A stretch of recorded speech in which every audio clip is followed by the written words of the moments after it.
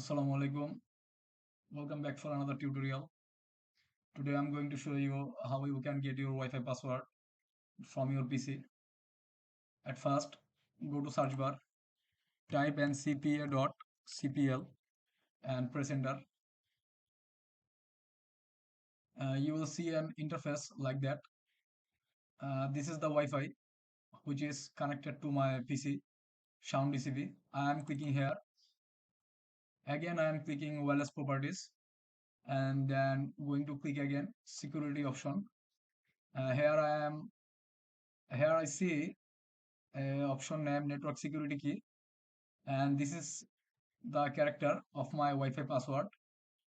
I am not showing my Wi-Fi passwords right now, and whenever you try, you will get your password. Thank you.